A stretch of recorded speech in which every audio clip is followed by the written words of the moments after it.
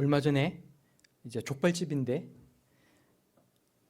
아무도 보는 사람이 없는 것 같아서 물을 닦던 그 수세미를 가지고 자기 발바닥을 닦다가 그게 어떻게 동영상에 찍혀가지고 다 퍼지는 바람에 이제 사회적으로 공분을 샀던 일이 있었습니다. 뭐 얼마 전에 이제 그 판결이 났는데 뭐 개인적으로 참 그 사람이 얼마나 이제 그런 게 사회에 알려지게 되면서 자기 가족들과 이웃들에게 또 사람들에게 다른 사람들에게 얼마나 부끄러웠을까를 생각해 보면 우리도 마찬가지인 것 같아요. 그러니까 아무도 보지 않는 곳에서 내가 무엇을 하는지 다른 사람이 알 수 없는 그런 상황 속에서도 내가 과연 하나님을 의식하면서 내가 인격적으로 바르게 행동할 수 있을까를 생각해 본다면 오늘 이 성경 말씀이 우리들에게 전해주는 여러 가지 많은 이야기가 분명히 그 메시지가 있는 것 같습니다. 오늘 우리가 함께 이 말씀을 보시면서 우리가 정말 어떻게 우리의 인생을 살아가야 할지에 관해 깊이 생각해 볼 수 있는 그런 시간을 가질 수 있기를 바랍니다.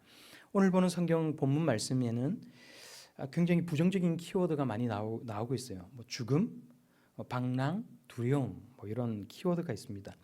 이런 부정적인 키워드를 통해서 내가 어떻게 살아가는 것이 의미 있고 가치 있는 것인지에 관해서 우리가 함께 생각해 볼 수 있길 바랍니다. 그리고 의미 있고 가치 있는 세상을 살아가기 위해서, 그런 인생을 살아가기 위해서 하나님 앞에 함께 기도하고 노력할 수 있는 그런 성도들이 다 되기를 바랍니다.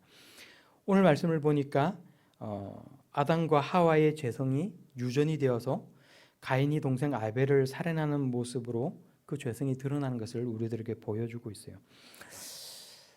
우리가 죄의 충동을 이기지 못하고 죄에 사로잡혀서 죄의 그 욕구와 유혹을 이기지 못하게 되면 결국은 죄에 넘어지고 만다는 것입니다. 그러므로 관계가 파괴되고 돌이킬 수 없는 일들이 우리의 삶 가운데 일어날 수밖에 없다는 것을 우리가 알 수가 있습니다. 우리가 만일 죄에 대해서 두려워하는 마음이 없고 우리 안에 있는 죄성을 성령이 새롭게 하시는 그 은혜로 덮어내지 못하면 우리 역시도 반복된 죄를 범하면서 크고 작은 그 죄의 참담한 결과로 고통을 당할 수 있다는 것을 오늘 이 말씀이 우리들에게 아주 적나라하게 보여주고 있어요.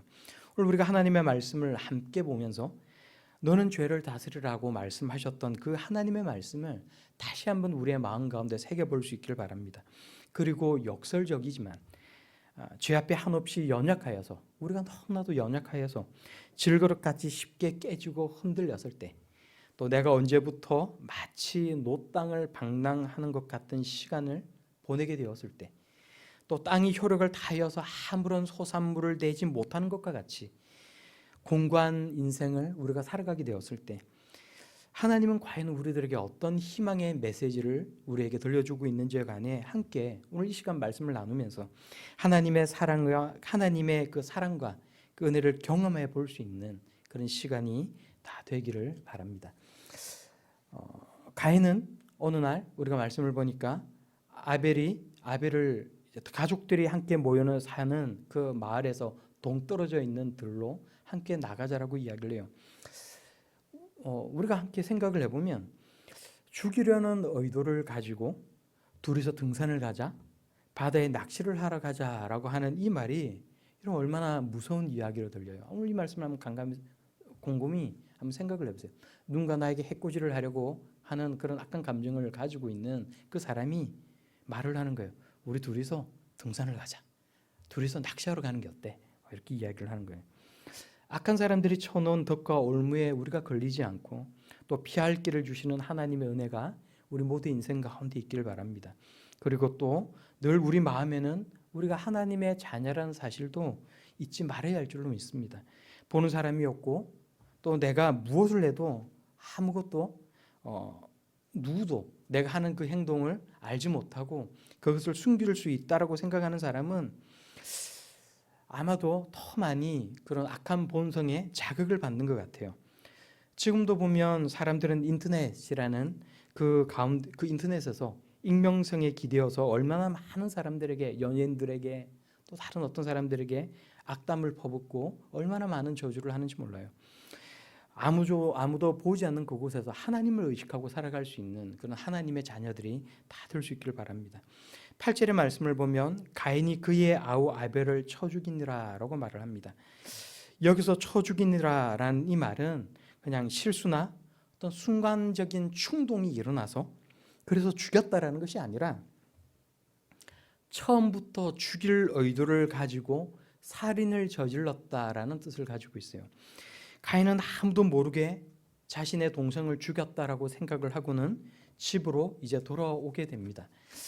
어쩌면 완전 범죄를 꿈꾸기 위해서 미리 여벌의 옷을 준비해 갔을지도 몰라요.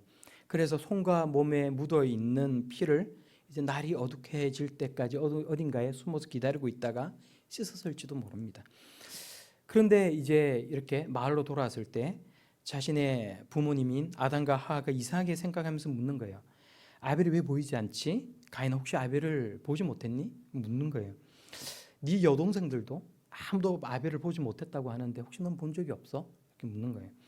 가인은 부모님께 이렇게 둘러댔을지도 모릅니다. 저도 아벨을 찾고 있는데 도대체 어디로 갔는지 모르겠어요. 그때 어느 날 하나님께서 예전에 범죄한 자신의 부모인 아담과 하와를 찾아오셨던 것처럼 가인을 찾아오셨어요. 그리고 가인에게 물으십니다. 우리가 9절과 10절 말씀을 우리가 소리를 내어서 다시 한번 같이 읽어보도록 하겠습니다. 9절 10절입니다. 시작. 여호와께서 가인에게 이르시되 내 여아 아벨이 어디 있느냐? 그가 이르되 내가 알지 못하나이다.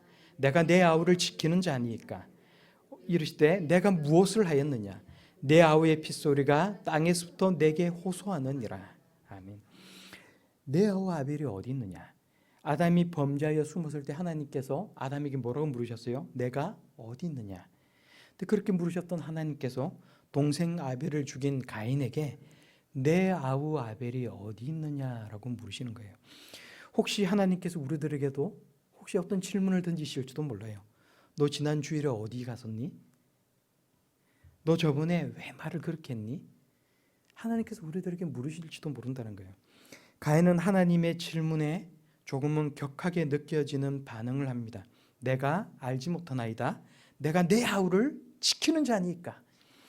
자기를 좋아하지 않는다고 생각하는 하나님에 대한 어떤 반발감, 아니면 어떤 죄책감, 거기다가 혹시나 내가 살인을 한 그 죄가 발각되었을지도 모른다라는 그 두려움이 섞여 있어서인지 살인을 숨겨야 되고 자신은 절대 모른다라고 강하게 표현하고 싶어서인지는 모르겠지만 거칠게 하나님께 반문하는 거예요. 내가 내 아우를 지키는 자니까.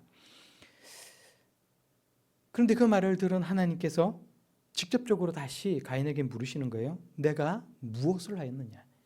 내 아우의 핏소리가 땅에서부터 내게 호소하느니라. 내가 무엇을 하였느냐 물으신다라는 것은 가인에게 지금이라도 회개할 것을 하나님께서 촉구하시는 거예요. 내가 무엇을 하였느냐?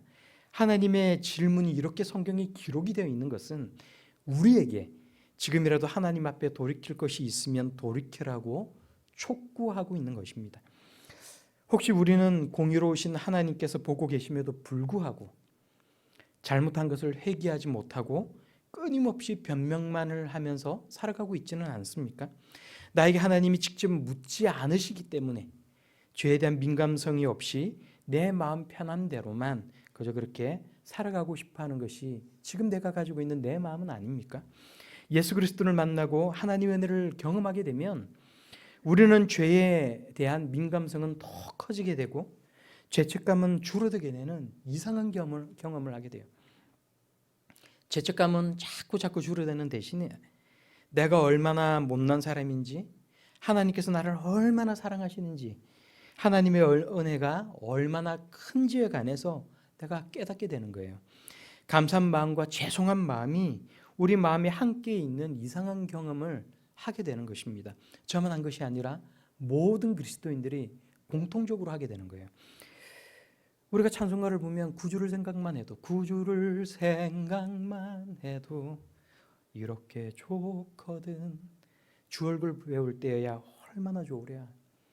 하나님의 은혜가 너무나도 커서 하나님을 사랑하게 되고, 그래서 예수 그리스도를 생각만 해도, 하나님을 생각만 해도 내 마음이 이렇게 좋게 되는 그런 놀라운 은혜를 우리 모두가 다 경험하게 된다는 것입니다. 우리 모두가 동일한 마음, 하나님을 사랑하지 않을 수 없는 마음, 하나님 자녀의 마음으로 살아갈 수 있길 바랍니다. 하나님 회개치 못하고 범죄한 것을 끝까지 감추려고만 드는 이 가인에게 물으시는 거예요. 말씀하시는 거예요. 내 아우의 핏소리가 땅에서부터 내게 호소하느니라. 땅이 그 입을 벌려 내 손에서부터 내 아우의 피를 받았은즉 내가 땅에서 저주를 받으리니 내가 밭을 갈아도 땅이 다시는 그 효력을 내게 주지 아니할 것이요 너는 땅에서 피하며 유리하는 자가 되리라. 가인은 아버지 아담처럼 땅을 갈면서 사는 농부 아니었습니까? 네, 땅이 다시는 그 효력을 주지 않을 것이라고 말씀하시는 거예요. 한 곳에 정주하면서 살아가지 못하고 도망자처럼 살면서 방황하게 될 것이라고 말씀하시는 것입니다. 그런데 이 말씀에 대한 가인의 반응이 어때요? 하나님의 말씀을 듣고 그 말씀 앞에서 자신의 잘못을 하나님 앞에 토설하고 회개하기보다는 가인은 자신의 살인에 대해서 심각하게 반성하고 회개하기보다는 하나님의 벌이 너무나도 무거워서 견딜 수 없다라고만 이야기를 합니다. 두렵다고만 이야기를 하는 거예요. 우리가 다시 한번 13절에서 14절까지의 말씀을 함께 소리내어서 읽겠습니다. 시작. 가인이 여호와께 아뢰되 내 죄벌이 너무 무거우니이다. 주께서 오늘 이 지민에서 나를 쫓아내시온즉 내가 주의 낯을 뵙지 못하리니 내가 땅에서 피하며 유뢰하는 자가 될지라. 물은 나를 만나는 자마다 나를 죽이겠나이다. 아멘. 저를 처음 미지의 땅, 태어나서 한 번도 가보지 못한 땅으로 추방하시는 겁니까 지금 하나님? 도망자처럼 살아야 하고 저는 방랑자처럼 그렇게 일생을 살아가야만 되는 것입니까? 하나님께 이것이 너무나도 부당하다고, 너무나도 견딜 수 없다라고 하나님께 항변하는 거예요. 제게 주시는 벌이 너무 커서 너무 지나치게 커서 제가 칠 수가 없습니다. 벌이 너무 무겁고 무섭고 너무나도 두렵습니다. 이런 가인의 뻔뻔함은 생각을 해보면 사실은 우리 속에 있는 뻔뻔함이기도 해요. 우리가 생각할 때 내가 저질러서 뭔가를 내가 잘못해야 해서 누군가 그것 때문에 다른 사람이 고통받게 되었을 때 그 마음, 그 아픔을 우리는 헤아리지 못하고 그것을 수습하게 되면 그때 내가 잊게 될 어떤 부끄러움, 그 고생스러움, 내가 그때 당하게 될 그 고통이 더 끔찍하게 느껴진다는 거예요. 그것이 우리가 가지고 있는 우리의 마음이라는 것입니다. 누군가가 내가 누군가에게 잘못했을 때 그것을 가지고 가서 잘못을 빌거나 해결할 수 있는 마음이 그런 것 때문에 없어지는 거예요. 그런데 성경은 우리가 누군가에게 뭔가 잘못을 하였을 때 그냥 하나님 앞으로만 나아가서 하나님께 내가 잘못했습니다라고만 말을 하면 그냥 끝나는 것이라고 절대 말하지 않습니다. 내가 한 잘못에 대해서 사과하고 배상할 일이 있으면 배상하는 것이 성경이 우리들에게 가르쳐주는 원리라는 거예요. 이교적인 모습과 그 뻔뻔함으로 하나님의 영광을 가리는 일이 없도록 우리가 살아갈 수 있길 바랍니다. 나의 잘못으로 하나님의 영광을 가리지 않는 그런 성도들이 되기를 결단하는 그런 성도가 다 되기를 바랍니다. 구원받은 하나님의 자녀로 우리 안에 거룩함을 가지고 사는 그런 성도들이 다 되기를 바랍니다. 가인이 하나님께 말한 물은 나를 만나는 자마다 나를 죽이겠나이다 라는 이 말에서 나를 만나는 자는 누구를 말하는 것입니까? 사람들이 성경 구절을 보면서 늘 이제 궁금하게 얘기를 하는 거예요. 이단들도 이런 궁금증을 알기 때문에 이제 기성교인 기존의 성도들을 만나게 되면 이제 낚아채기해서 올무를 던지기 위해서 이렇게 묻는 거예요. 여기서 만나는 자가 도대체 누구야? 묻는 거예요. 하나님도 가인에게 표를 주셔서 가인을 만나는 모든 사람에게서 죽음을 면하게 하겠다라고 약속을 하셨는데 가인을 만나는 자들이 과연 누굴까? 궁금하게 여길 수 있습니다. 하지만 이것은 첫째, 막연하지만 너무 컸던 그 가인의 두려움에 대한 표현이라는 사실을 우리가 알아야 된다는 거예요. 심지어 우리가 성경 원어를 보면 물은 나를 만나는 자마다 나를 죽이겠나이다. 만나는 모든 사람에게서 죽임을 당하지 않겠다라고 하는 말에서 사람이란 표현이 없다는 거예요. 성경 원어에. 누구든 나를 만나는 것들이 나를 죽일까 너무나도 두렵습니다. 가인은 그렇게 표현하고 있다는 것입니다. 둘째로 이것은 앞으로 태어나서 땅에 두루 퍼져 살게 될 다른 형제들에 대한 두려움이라고도 말을 할 수 있어요. 고대 사회나 구약 시대에는 누군가 자기 가족을 해치게 되면 형제나 가족이 피해 복수를 했고 그것은 정당하게 여겨졌다는 것입니다. 또 아담의 범죄로 성경은 자연이 왜곡되고 변형되었다고 이야기를 해요. 유명한 기독교인 작가 C.S. 루이스라는 사람이 있어요. 혹시 들어본 사람들도 많이 있을 것입니다. C.S. 루이스가 쓴 나니아 연대기라는 소설이 있는데 이 소설이 영화가 되어서 몇 편이 나왔어요. 두 번째 편의 영화를 보면 이제 1편에서 동물과 사람이 그 1편에서 잘 어울려 살았는데, 그 마법 세계에서 잘 어울려 살았는데, 이제 주인공들이 현실 세계로 돌아왔다가 다시 마법의 세계로 돌아가게 되는 것이 이제 2편의 첫 시작이에요. 근데 그곳으로 가서 처음에 곰을 만나게 됩니다. 근데 주인공 여자아이가 곰을 보고는 아주 반갑게 그 곰을 안기 위해서 막 뛰어가는데 곰은 그 아이를 공격하기 위해서 막 달려와요. 죄가 세상에 들어오면서 사람만 타락한 것이 아니라 모든 자연이 변화된 것을 이 영화는 우리들에게 이렇게 보여주고 있는 것입니다. 죄의 결과로 땅이 가시덤불과 엉겅퀴를 내요. 가인은 죄성을 가진 다른 형제가 자신을 죽일까 봐 그것이 너무나도 두려웠다는 것입니다. 동물들이 자기를 공격할까 봐 겁을 냈다는 거예요. 하지만 하나님은 가인을 죽이는 자는 벌을 7배나 받으리라고 약속하셨습니다. 가인에게 그를 지킬 수 있는 표를 주셨다는 것입니다. 공의의 하나님은 범죄한 죄인에게 벌을 주시지만 동시에 은혜도 베풀어 주신다는 사실을 우리들에게 성경이 이렇게 보여주고 있다는 것입니다. 우리가 16절에서 17절까지의 말씀을 다시 한번 우리가 소리내어서 읽어보도록 하겠습니다. 16절에서 17절입니다. 시작. 가인이 여호와 앞을 떠나서 에덴 동쪽 놋 땅에 거주하더니 아내와 동침하며 그가 임신하여 에녹을 낳은지라. 가인이 성을 쌓고 그의 아들의 이름으로 성을 이름하여 에녹이라 하니라. 아멘. 아멘. 여기도 마찬가지 아니에요? 가인이 누구하고 결혼했지? 가인이 성경을 읽어보니까 아담과 하와가 가인과 아벨을 낳았고 가인이 동생 아벨을 죽였고 가인이 그래서 추방당해서 자기가 살던 마을에서 추방을 당해서 더 동쪽으로 놋이라고 이름하는 방랑이라는 뜻을 가지고 있는, 그래서 사실은 그 정확한 지명 그 위치가 어딘지 알 수 없는 그 동쪽으로 놋 땅으로 가서 살았어요. 여기서 아내와 동침하여서 임신하여서 아내가 임신하여서 에녹을 낳았다라고 이야기를 해요. 누구하고 결혼을 한 거지? 근데 여러분 이렇게 생각하시면 안 된다는 거예요. 이스라엘 민족뿐만이 아니라 고대 시대에는 가족이나 친척끼리 결혼을 한 것이 전혀 이상한 것이 아니었습니다. 가인이 누구하고 결혼을 했지? 이렇게 생각을 한다면 그럼 노아의 홍수 뒤에 모든 사람들이 다 죽었는데 성경을 보면 땅에 있는 지면에 있는 그 노아의 방주에 탄 생물들 외에 동물들 외에 모든 지면에 살고 있는 동물들이 인간을 포함한 모든 생명이 다 죽었는데 그러면 홍수가 끝난 뒤에 노아의 아들들이 낳은 그 손주들은 도대체 누구하고 결혼을 해서 인류가 이렇게 넓게 퍼진 거지? 마찬가지 아니에요? 이단들이 하는 이상한 말에 속지 말라는 거예요. 똑같은 것 아닙니까? 지면에 있는 생명들은 다 죽었다고 했는데 도대체 누구와 결혼하여서 인류가 넓게 퍼진 것입니까?